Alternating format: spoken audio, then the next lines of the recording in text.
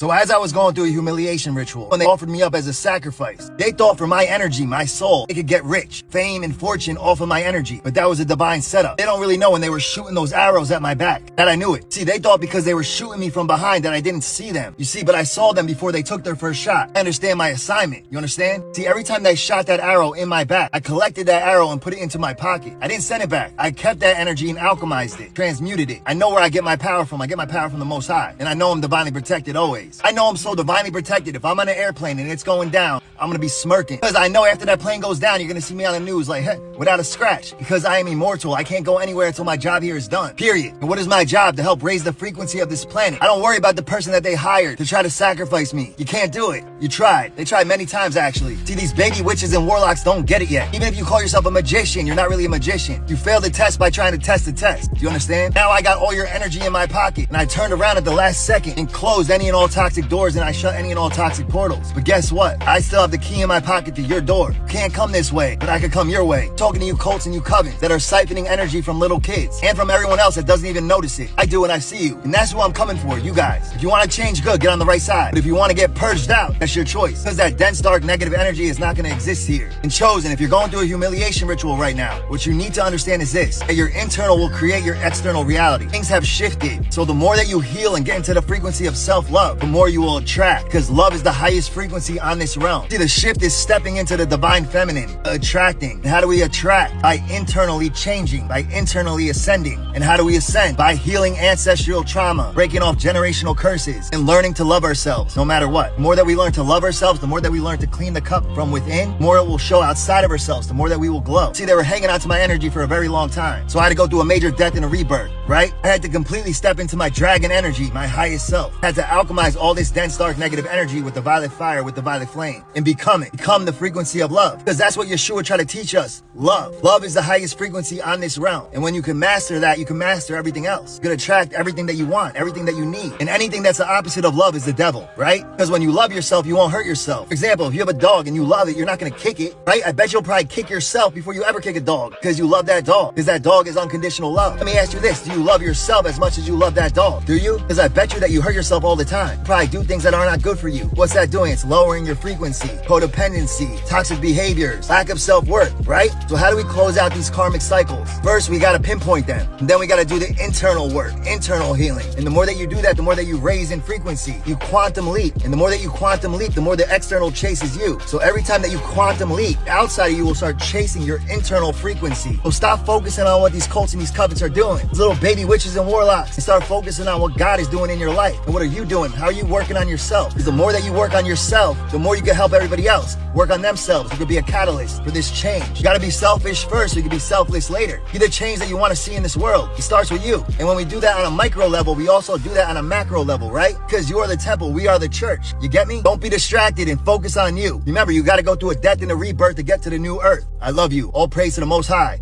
Amen.